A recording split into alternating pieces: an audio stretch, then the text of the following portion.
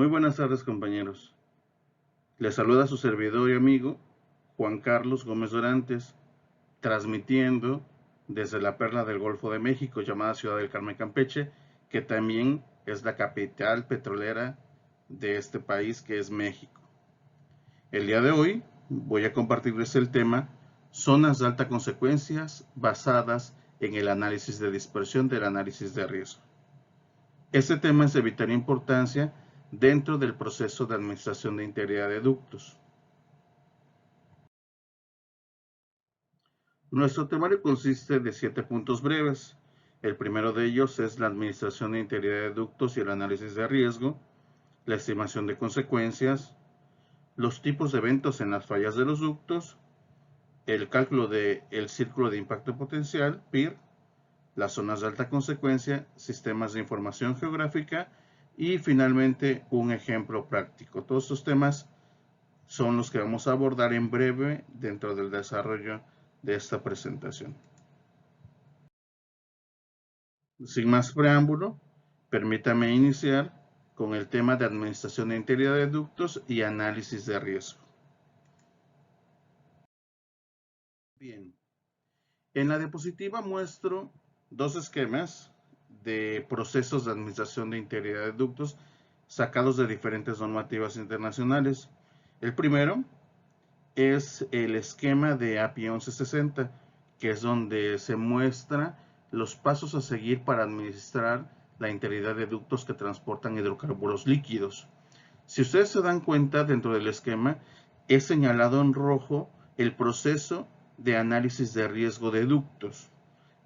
Ok, entonces debemos de resaltar que para API 1160 existe dentro de la administración de integridad de ductos la actividad de realizar el análisis de riesgo.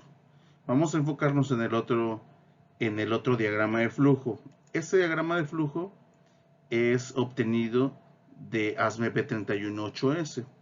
En este diagrama de flujo, si se dan cuenta, también tenemos un proceso que se retroalimenta en sí mismo y tenemos ahí el proceso también de análisis de riesgo.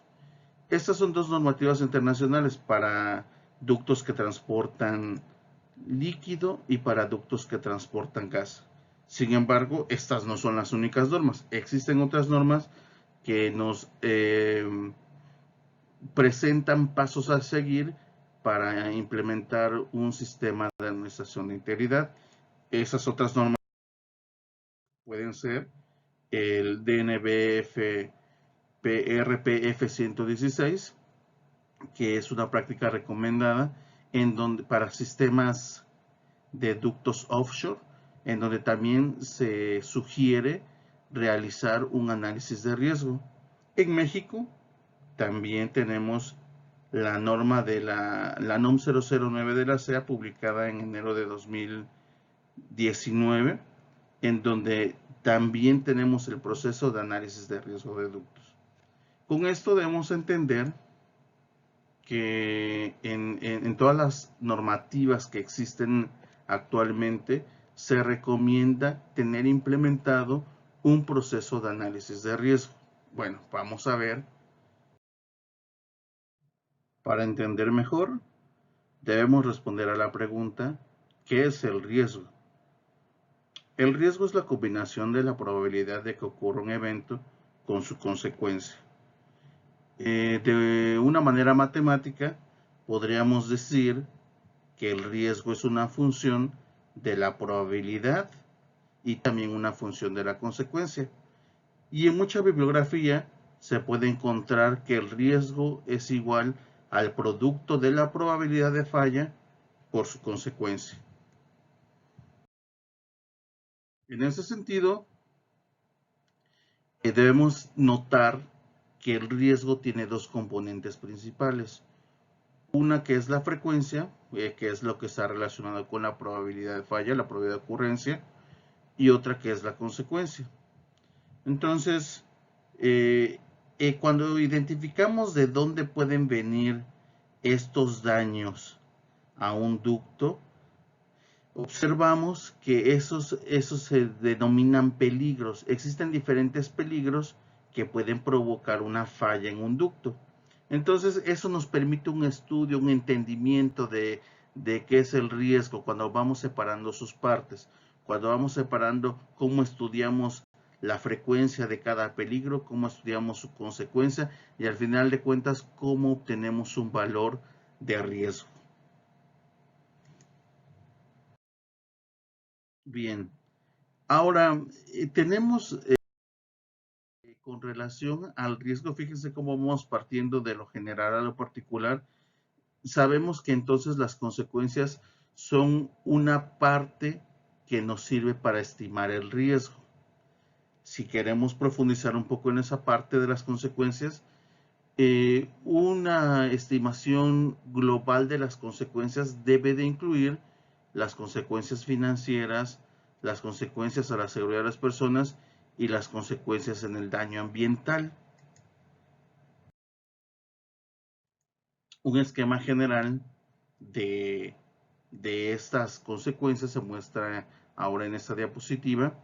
Fíjense, tenemos, dada la ocurrencia de una supuesta falla, existen consecuencias relacionadas con costos que se pueden obtener de datos que han sucedido en el pasado o de información que tú puedes cuantificar.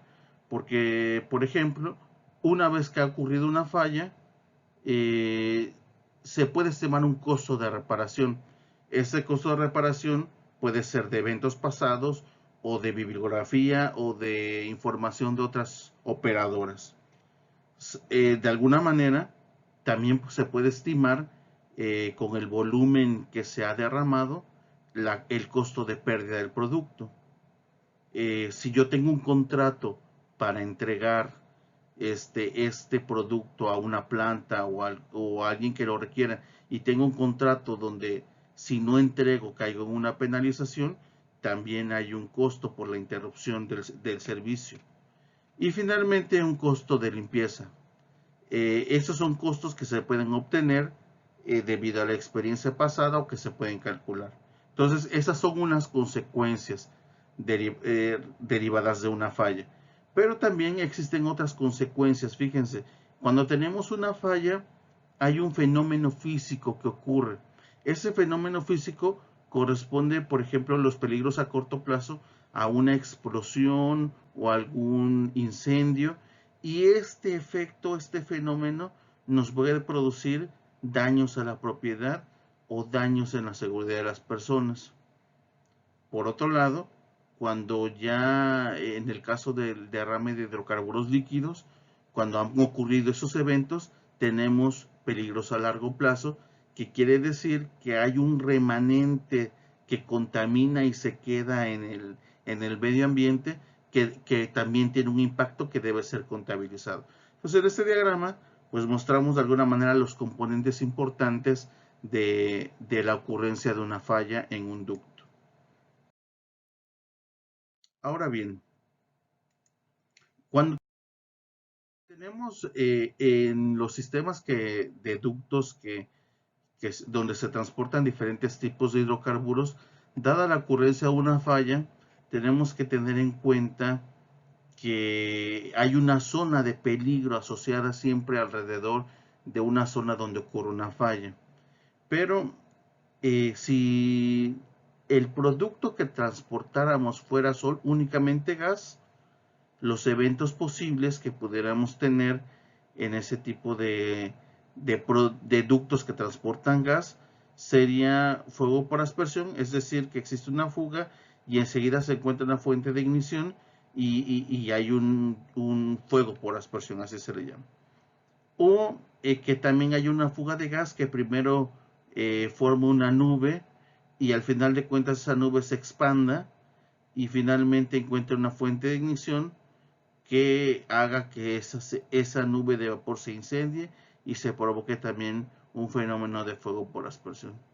Por otro lado, si tuviéramos un ducto que transporta hidrocarburo líquido, podríamos tener que ese hidrocarburo encontrará una fuente de ignición inmediatamente y tendremos un incendio del derrame, o en su defecto, si no encuentra una fuente de ignición, pues una fuente de contaminación. Puede ser que también se tenga una combinación de ambas. Sin embargo, fíjense también que la mayoría de los productos hidrocarburos que se transportan en ductos son altamente volátiles. Eso quiere decir que son líquidos en su mayoría, pero que bajo ciertas características muy fácilmente alcanzables con condiciones de ambiente pueden convertirse en gas. Entonces, debemos de considerar que en esos casos podríamos tener cualquiera de todos los eventos posibles, porque tenemos una combinación de líquidos y gases dentro de la tubería. Entonces, si tuviéramos la liberación de un producto que puede ser líquido o gas, podríamos tener incendio del derrame, una nube de vapor que encuentra una fuente de ignición que puede explotar, o una nube de vapor que también encuentra una fuente de ignición pero que puede incendiarse, o una nube de vapor que sea tóxica o asfixiante, o finalmente fuego por aspersión. Realmente, dependiendo de las características del producto transportado, condiciones de operación, medio ambiente, tierra donde se ubique, puede encontrarse, cada una de estas puede tener cierta probabilidad de ocurrencia. Ok, tenemos que tener en cuenta entonces, vamos a simular que esto que se ve aquí en gris es un ducto, y que esto es el ducto visto de perfil. Si ocurriera un evento en este punto, un evento de una falla en el ducto, y se encontrara, se hiciera nube de vapor y se encontrara una fuente de ignición, todo esto se convertiría en una flama, un fuego por aspersión. Y entonces podríamos calcular un perfil de radiación térmico alejándose del ducto, alejándose del centro del ducto. Eso quiere decir que tendríamos una radiación térmica máxima sobre el ducto donde está la falla, y esa radiación térmica, conforme nos vayamos alejando del ducto, va a ir disminuyendo.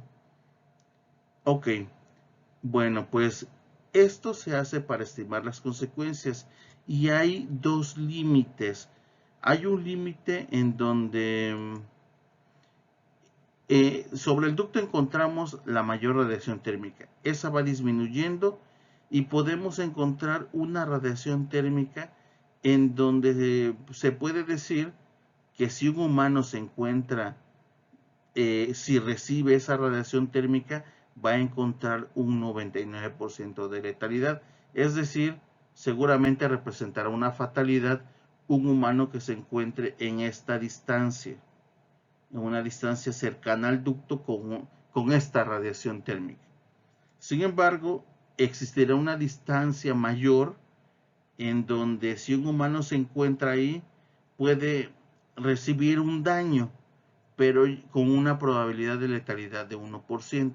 Entonces, fíjense aquí cómo tenemos ya dos distancias de interés, porque una es donde probablemente recibirás un daño fatal, y otra distancia donde probablemente recibirás un daño que podría no ser fatal. El fenómeno anterior, es importante que se visualice cómo, si hablamos de una fuga pequeña, esa nube de dispersión de la diapositiva anterior es diferente que si hablamos de una ruptura del tubo. Entonces, bajo ese concepto, debemos entender que las consecuencias van a ser muy diferentes si simulamos una fuga pequeña, si simulamos una fuga grande o si simulamos una ruptura. En consecuencia, esto quiere decir que debemos calcular consecuencias para los diferentes tipos de fugas que puedan estar presentes en el ducto.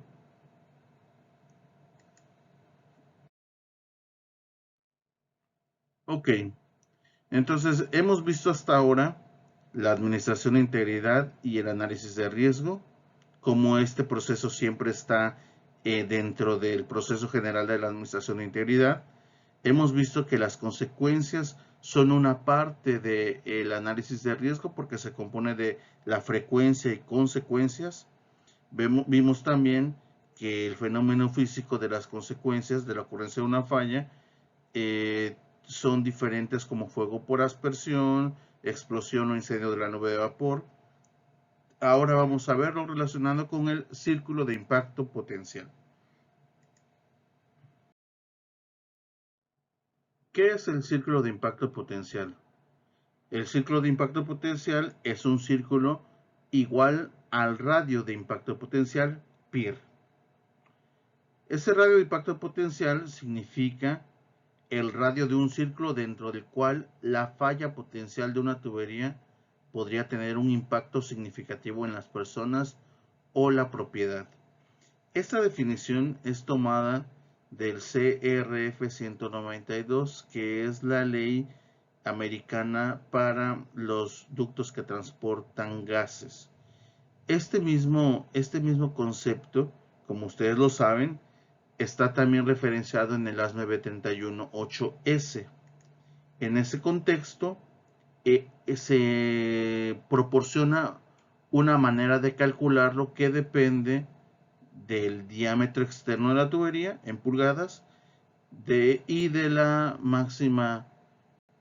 presión máxima permisible de operación. Tenemos un factor y con eso podemos calcular este PIR, que es el radio de impacto potencial. Bueno, este radio de impacto potencial, calculado de esta manera, quiere decir, como la definición de la diapositiva anterior, podemos dibujar en cualquier punto de la tubería, conociendo su diámetro externo y su presión, y aplicando esta ecuación, un círculo de impacto potencial que nos va a permitir reconocer que cualquier persona dentro de este círculo va a tener un potencial a un daño muy severo. Podríamos equipararlo con un daño probablemente fatal, es decir, mayor al 99% de letalidad.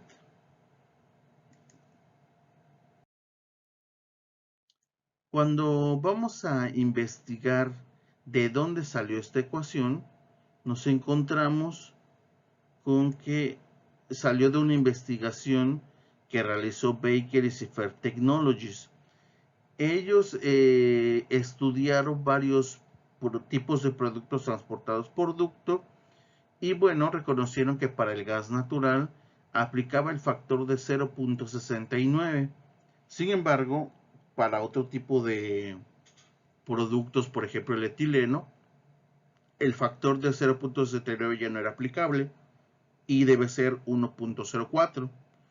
O para gas natural enriquecido, debería de ser 0.73. Entonces, al final de cuentas, cuando estudiamos este artículo relacionado con la norma y la ley americana, reconocemos que este factor depende de la capacidad calorífica del producto transportado. Incluso podría ser una mezcla de diferentes tipos de hidrocarburos y se nos da un procedimiento para poder calcular efectivamente el valor de este tipo, el valor de la constante que va a aplicar para la ecuación. Ahora bien, fíjense lo importante de esta situación. Ya la norma americana y la ley, la CFR 192, nos dan un aproximado con este círculo de impacto potencial. Pero fíjense, en esta imagen muestro la trayectoria de un ducto. Esta trayectoria de un ducto tiene este perfil de elevación. Entonces reconocemos que en algunos lugares la elevación es mayor que en otros lugares. También reconocemos que la temperatura ambiente puede ser diferente en las zonas más bajas que en las zonas más altas. Evidentemente la presión atmosférica también lo será. El porcentaje de humedad, sin lugar a dudas, puede ser diferente. La dirección del viento puede ser diferente en algunas regiones que otras. La velocidad del viento también. la dirección del flujo. Hablando de cuando estimamos una falla, probablemente en las zonas bajas podremos encontrar un tipo de falla diferente que en las zonas altas, que nos permitan tal vez en las zonas altas tener un orificio pequeño, pero en otros mecanismos en las zonas bajas un mecanismo más frecuente de ruptura. El perfil de elevaciones, evidentemente. Hay unas regiones que pueden ser residenciales, agrícolas, industriales, por donde un ducto real atraviesa. Entonces, la pregunta sería, ¿este factor de 0.79 por el diámetro y la presión está considerando todos los factores que están presentes en un ducto real? La primera respuesta es que no. Entonces, ¿qué podríamos hacer para realmente considerar todos esos factores y ver cuál es realmente el área de impacto potencial? Bueno, lo que podemos hacer es un análisis de dispersión. Ese análisis de dispersión ya se ha realizado y está implementado en algunos sistemas de administración de integridad.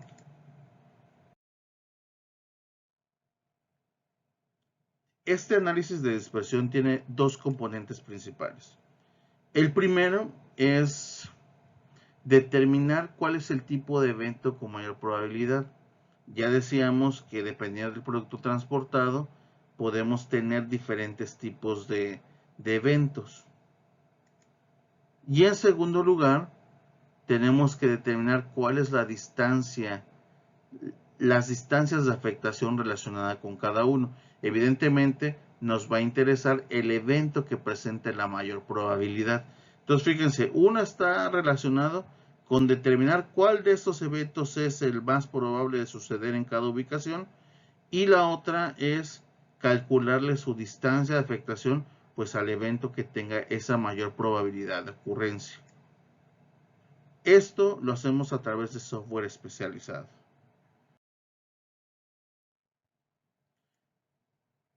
El primer componente de este análisis de dispersión es determinar el tipo de evento con mayor probabilidad y se hace a través de un análisis de árbol de eventos. Este árbol de eventos, como lo menciona este ejemplo de liberación del propano, se va haciendo preguntas acerca de si en la ubicación actual del ducto hay una probabilidad de ignición inmediata o de ignición retrasada, o una probabilidad de explosión, o una probabilidad de incendio o si es tóxico. Esta información es información estadística que ha sido reunida a través de una base de datos que presenta información como esta. Entonces, en donde tenemos que para productos líquidos o gases, tenemos diferentes tipos de fugas, desde la fuga pequeña, fuga grande y ruptura, dependiendo de las condiciones de estabilidad atmosférica que nos encontremos, del uso de tierra, si es industrial, urbano o rural, las diferentes probabilidades de una ignición retrasada, de una explosión o probabilidad de una ignición inmediata. Entonces nosotros a través de la trayectoria del ducto definimos estas variables: cuál es el tipo de suelo, cuál es la estabilidad atmosférica, el tipo de producto que estamos transportando, y dependiendo de la probabilidad de falla y del modo de falla, es que se puede definir cuál es el modo de falla más probable, que nos permiten usar este árbol de eventos para estimar cuál de los tipos de peligros es el que va a presentar una mayor probabilidad.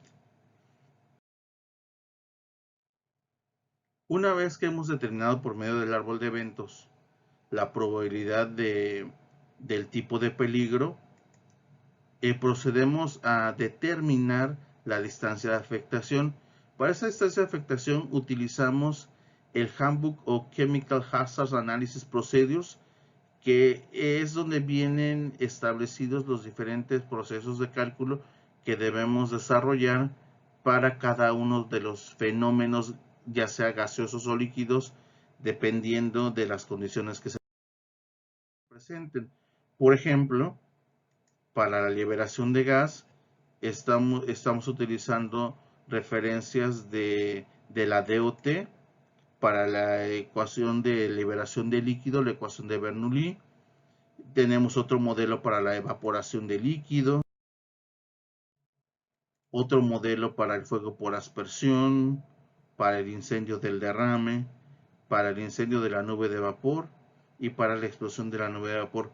Todos estos modelos están dentro de ese manual que está de libre acceso en el internet. Entonces, cuando ya planteamos las ecuaciones correspondientes a cada uno de los fenómenos, tenemos que plantear la solución desde un método numérico. Entonces, ese planteamiento nos permite resolver la ecuación y obtener diferentes perfiles de radiación térmica para cada uno de los eventos, y con base en la radiación térmica que el humano puede soportar sin sufrir ningún daño y en la que puede soportar para tener una letalidad, podemos encontrar la solución al problema que tenemos de las distancias de afectación. Eso quiere decir que nosotros para cada ubicación del ducto podemos encontrar dos distancias a partir de donde sucede el evento, una distancia represente el 99% de letalidad. Eso quiere decir que si cualquier persona se encuentra dentro de esta distancia, seguramente tendrá un daño fatal, y otra distancia que sea una distancia que represente el 1% de letalidad. Quiere decir que si una persona se encuentra por fuera de esta distancia, probablemente no sufra ningún daño. Entonces, la solución de estas ecuaciones nos permiten, aquí solo estoy representando un círculo de impacto potencial, pero en realidad la solución nos permite obtener un círculo para cada ubicación del ducto. Y cuando dibujamos todos los círculos de impacto potencial, es que podemos tener un área que a veces se puede visualizar como un rectángulo. Entonces, fíjense, es lo que dice aquí. Se puede esquematizar todos los círculos de impacto potencial y se obtiene la visualización de un área a lo largo del ducto. Esa visualización es la que se presenta en este esquema. Lo que se visualiza en verde es un ducto y el área en amarillo sería la distancia de afectación si este ducto transportara líquidos. Si este ducto transportara un producto de tal manera que el evento fuera jet fire. Hacemos diferentes simulaciones y si este tuviera como principal peligro el pool fire, es decir, el incendio del derrame, sería la distancia de afectación de 54 pies. Pero en otras simulaciones, si dijéramos que transportara gas, tuviera una distancia de afectación de 1450 pies. Entonces vemos cómo si hacemos diferentes simulaciones, esta distancia puede ser diferente dependiendo del tipo de producto que transporte nuestro ducto.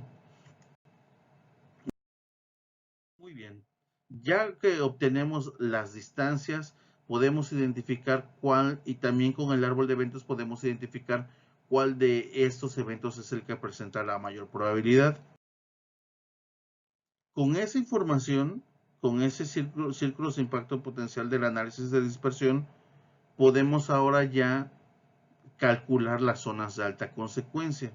¿Qué son las zonas de alta consecuencia?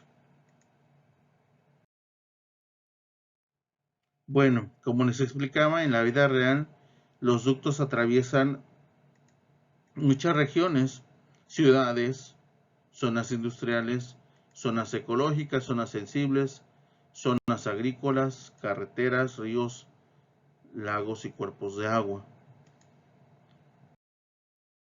Entonces, la definición de una zona de alta consecuencia es que es aquella área poblada o económica o ecológicamente sensible a lo largo de la ruta de un ducto, que en caso de que ocurra una fuga pueden ser afectadas teniendo graves consecuencias para las personas y para el medio ambiente. Entonces, este esquema de la definición de una zona de alta consecuencia, de un área de alta consecuencia, nos los da ASME B318S y también la CFR 192, en donde se establece que un área de alta consecuencia se obtiene dibujando un círculo de impacto potencial en donde sea tangente a algún punto de la edificación, tanto del origen como del inicio como del fin.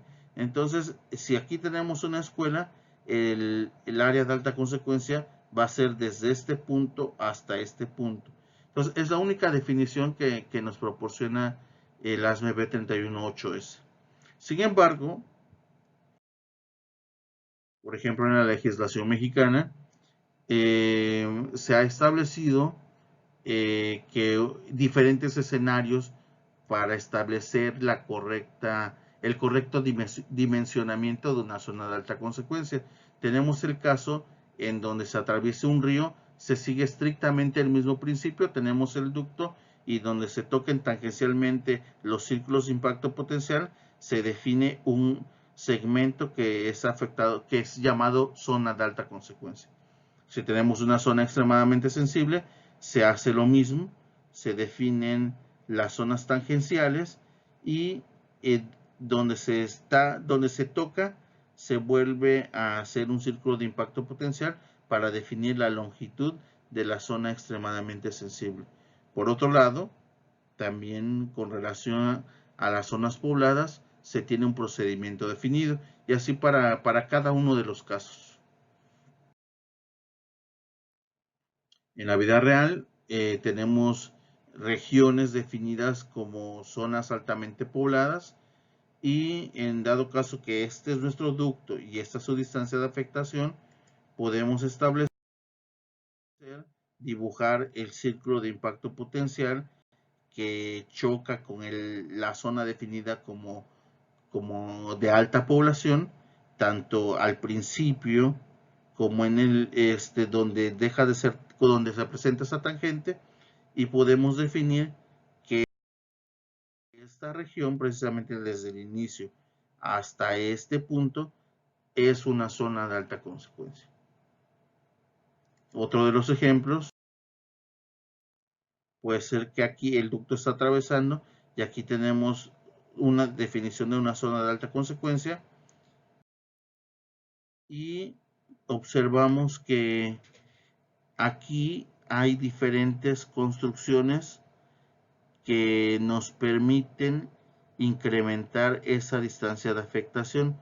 Por ejemplo, en este caso, aquí hay una zona de una casa cuando le hacemos zoom. Entonces, la zona de alta consecuencia ya no se limitó únicamente a esta región, sino incluyendo todas las zonas habitadas dentro de este tramo, de tal manera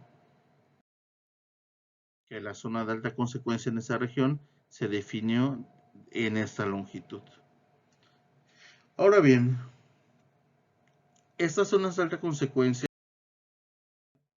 se han utilizado de manera general en los procesos de administración de integridad.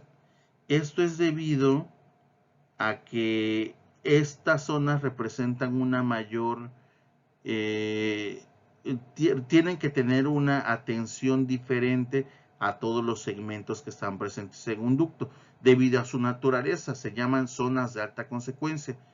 Para identificarlas y poder administrarlas, las operadoras han implementado sistemas de información geográfica que lo que hacen es permitir acotar con mucha precisión, con información satelital, ortofotos, el origen y el destino de cada una de esas zonas de alta consecuencia. Entonces, sí, las operadoras se han preocupado por tener estos sistemas montados en, en sistemas de información geográfica. Sin embargo, al ser un sistema muy potente y serio, estos sistemas son robustos y apenas estamos viviendo esa época en donde esto se puede transportar a dispositivos móviles. Hace 5 años esto no era común, no era práctico.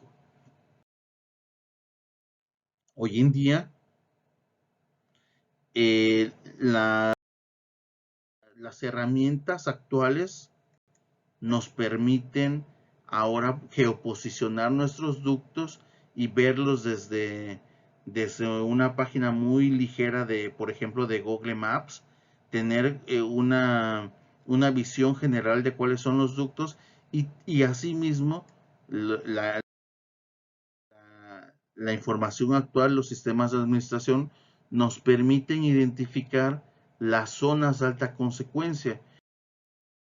Incluso te permitirían a ti en tiempo real, si tú vas en una carretera, eh, podrían identificar si, si hay un ducto cerca de donde tú estás o incluso si estás tú dentro de una zona de alta consecuencia, dependiendo del tipo de producto que transporte ese ducto. Entonces, bueno, esta información ya se puede visualizar de esa manera más rápida y es muy útil para los operadores.